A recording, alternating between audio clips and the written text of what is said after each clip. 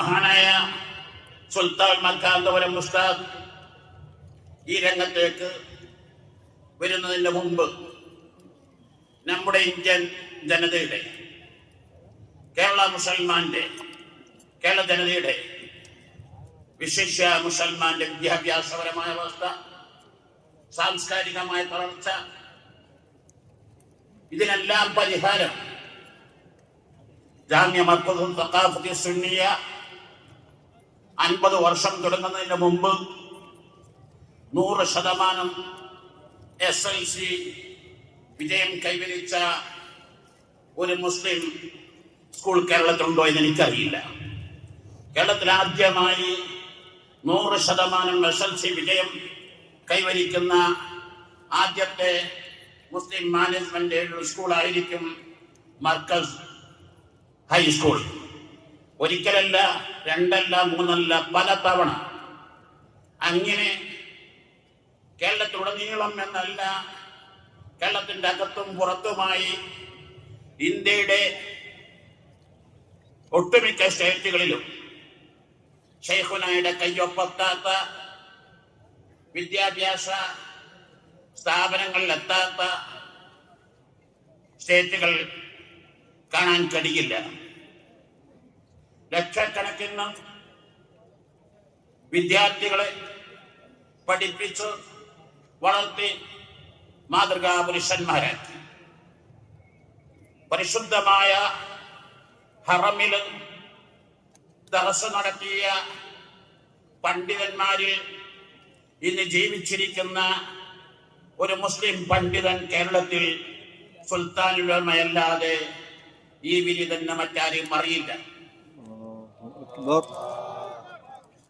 എന്ന് മാത്രല്ല, സുൽത്താൻ ഉലമ പരിശുദ്ധമായ ഹജ്ജ് കർമ്മത്തിന് ചെന്നപ്പോൾ മലയാളികൾ ഹജ്ജിന് വന്ന് പ്രയാസപ്പെടുന്നതും കഷ്ടപ്പെടുന്നതും കണ്ട് അവർക്ക് എന്താണ് പരിഹാരം, പ്രശ്നങ്ങൾ സങ്കീർണമാക്കുകയല്ലാതെ we have one problem, we have 1 million solutions. ഒരു പ്രശ്നത്തിന് 1 ലക്ഷം, 10 ലക്ഷം, ദശലക്ഷം പരിഹാരമുണ്ട് എന്ന് ഉസ്താദ് അതിന്റെ തിയറിയതാണ്. ഉസ്താദ് ആദ്യമായി കേരളത്തിൽ ഒരു പ്രൈവറ്റ് ഹജ്ജ് ഗ്രൂപ്പ് സിസ്റ്റം SVS-ലൂടെ തുടങ്ങി. മാഷാ 1980 വരെയും കേരളത്തില് പൊന്നാനി രീതിയാണ് നമ്മുടെ മതവിദ്യാലയങ്ങളിൽ ഉപയോഗിച്ചിരുന്നത്. എന്നാൽ ഉസ്താദിന്റെ ഒരു ഇച്ഛാശക്തി, സുന്നി വിദ്യാഭ്യാസ ബോർഡ് വന്നു.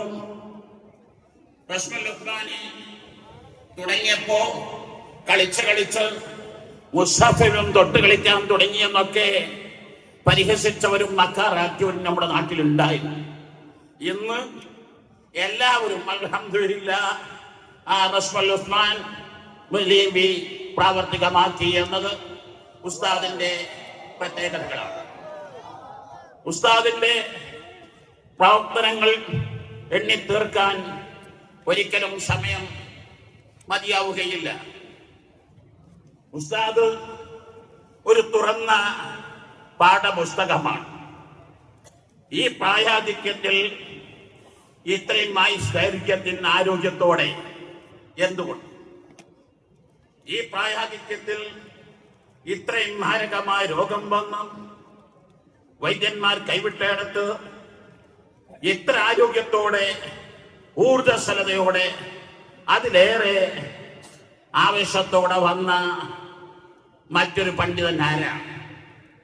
ഈ വിനീതനെ മനസ്സിലാക്കുന്നു മഹാനായ ഇമാം നവവി റഹിമഹുല്ലാഹു തആല തങ്ങള് തബഖാത്തുൽ ഫുഖഹാ ശാഫിഈൽ എഴുതി, ഖാല അബൂബക്കർ ഔദനിയുൽ ബുഖാരി ദലീലു തൂലി ഉംജിർ റജുൽ ഇസ്തിഗാലുഹു ബിഅഹാദീഥി റസൂൽ സ്വല്ലല്ലാഹു അലൈഹി വസല്ലം. ഒരു മനുഷ്യൻ ദീർഘായുസ് ലഭിക്കുമോ ഇല്ലേ എന്നതിന്റെ വ്യക്തമായ ലക്ഷണമാണ് അഷ്റഫുൽ ഖൽഖ് സ്വല്ലല്ലാഹു അലൈഹി വസല്ലം തങ്ങളുടെ ഹദീത്തുകളുമായി സമയത്തും പഠിച്ചും പഠിപ്പിച്ചും ജീവിക്കുക എന്നത് മഹാനായ ശൈഖുനാ സുൽത്താൻ മക്കാന്തപുരം ഉസ്താദ് ദക്ഷിണേന്ത്യയിലെ തെന്നിന്ത്യയിലെ അത്യുന്നത കലാലയമായ ജാമിയ ബാഖിയാത്തുസ് സാലിഹാത്തിൽ പഠിക്കുമ്പോൾ, അതിന്റെ മുമ്പ് ബഹ്റുൽ ഉലൂമിന്റെയും ബിച്ചാലി ഉസ്താദിന്റെയും മറ്റു ദർസുകൾ പഠിക്കുമ്പോൾ ഫുൾ ടൈം ഹദീസ് കൊണ്ട് വിശിഷ്യ ശൈഖ് ഹസൻ ഹസ്രത്ത് ഖദ്ദസല്ലാഹു സിറഹുൽ അസീസ് ഹദീസ് ലോകത്ത് വലിയ മാഹിറാണ്. അവരെ ശിഷ്യത്വം സ്വീകരിച്ച് അവരെ ഖാദിമായി കോഴിക്കോട് ജില്ലയിലെ താമരശ്ശേരിക്കടുത്ത മങ്ങാട് ദർസ് തുടങ്ങുമ്പോ ആദ്യമായി സഹീഹുൽ ബുഖാരി തുടങ്ങിക്കൊടുക്കുന്നത് ശൈഖ് ഹസൻ ഹസ്രത്ത് റളിയല്ലാഹു അൻഹു ആണ്. ഏകദേശം 7 പതിറ്റാണ്ട് പിന്നിട്ട് ഇത്രമാത്രം സഹീഹുൽ ബുഖാരി ഓതിക്കൊടുത്ത മറ്റൊരു മഹാപണ്ഡിതനെ ഇന്ന് നമ്മുടെ നാട്ടിൽ കാണാൻ കഴിയുകയില്ല. ലക്ഷക്കണക്കിന് പണ്ഡിത പരമ്പരകളിലേക്ക് ആ സന്ദേശം സുൽത്താൻ മക്കാന്തപുരം ഉസ്താദ് എത്തിക്കുകയല്ലേ.